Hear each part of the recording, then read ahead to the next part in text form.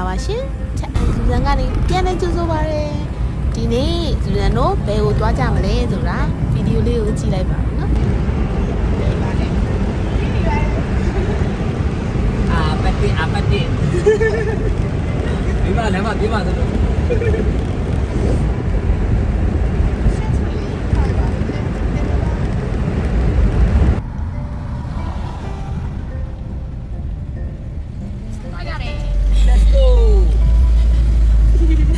ဟုတ်ပါတယ် short trip လေးသွားဖို့အတွက်ကိုစီစဉ်လာတာပါဒီနေ့ဇွန်တို့သွားမယ့် short trip လေးကချင်းမိုင်ဝင်းနဲ့တနာရီလောက်ပဲဝေးတဲ့နေရာကိုသွားမှာပါအားလုံးပဲလိုက်ခဲ့ကြပါအောင်ရှင်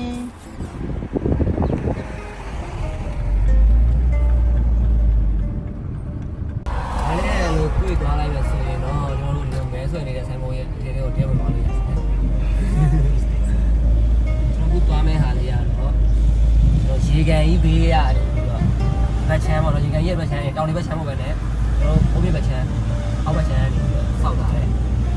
အောင်တိန်လူပေါ့နော်။အောင်တိန်လူ resort တံပတ်လေးပိုင်း resort လေးရှိတယ်ပေါ့နော်။ restaurant လေးရှိတယ်။အောင်တိန်လူကိုတော့လာဒီနေ့တော့ကြည့်နေ။ပြီးရင်သူကတောင်ပေါ်ဒေသမှာကမ်းခြေရောက်သွားသလိုတွေ့တယ်။ high five ပေါ့နော်။ဒါတော့ကြည့်ရအောင်။ Okay ပါကြည့်ကာလီမိုက်တယ်ရောက်သွားတယ်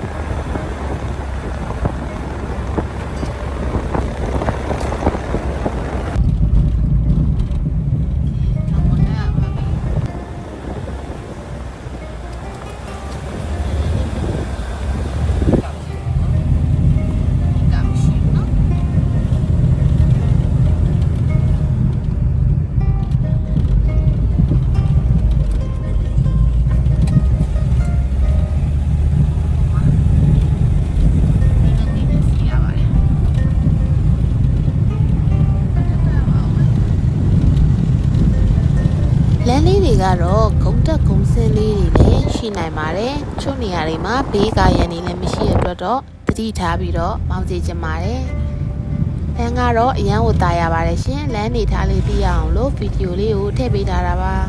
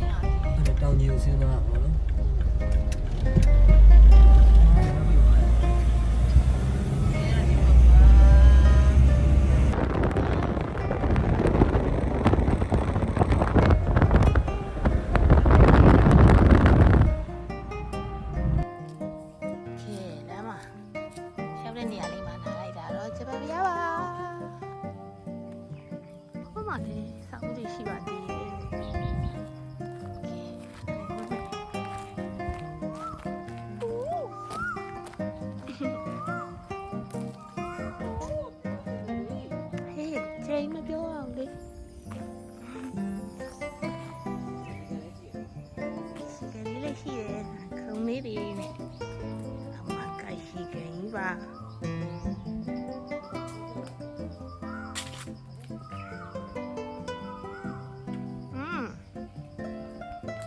ပြေးတော့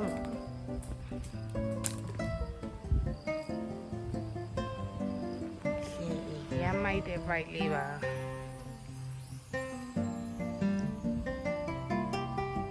ပြီးရင်တော့ဒီဘက်ကနေပြီးတော့ဆက်ပြီးသွားလို့ရှိရင်ဒီရမ်းမိုက်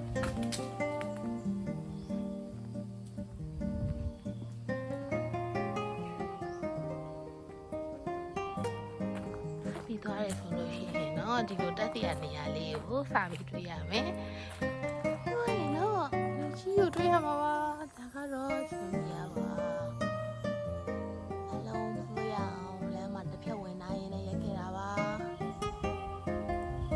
ကျွန်တော်နေရာလေးကတော့ရောက်နေပါပြီဆိုတော့မှငိုကရှေ့ကိုကျိတ်လို့ပါ ကျန်တော့မွေးပါတော့ကျန်တော့လို့မရတော့ဘူးလုံးတော့သူများရေးမိုးတွေရောကဲဒီ short trip လေးကတော့ဒီမှာမိုးလေးအားရမစင်ရသေးပါဘူးနိုင်ဒီလေး report ရမစင်ရခုလိပါပဲချင်းရတော့ပါဒီဘူလေးလာပြီးတော့အခုဇန်တို့သွားမယ်ဆိုပြီးလောက်ထားတဲ့နေရာကတော့မဲ့ဝမ် Mountain View ဆိုတဲ့ဆိုင်လေးပါခုတော့မိုးရေရွာနေတဲ့အတွက် Mountain View မှာမထိုင်တော့ပါဘူးခိုးပတ်မှာရှိရဲထိုင်းဆိုင်လေးမှာသွားပြီးတော့ထိုင်ပါပါလိုက်ခဲ့ကြပါရွာတာထိုင်းနေရာနေရာဒီနေရာလေးပါ Turn right, then slide left. Water water လေးနေရာနေရာပါလေနေရာလေးပါနေရာလေးပါတိုင်းနေရာတော့ရောက်လာခဲ့ပါပြီဒါပေမဲ့မိုးလေးတွေကတော်တော်လေးကိုရွာနေတယ်သူကခါလေးစောင့်နေရပါခုတော့မိုးပွားလေးပဲရှိတော့ဆိုတော့ပါပြီ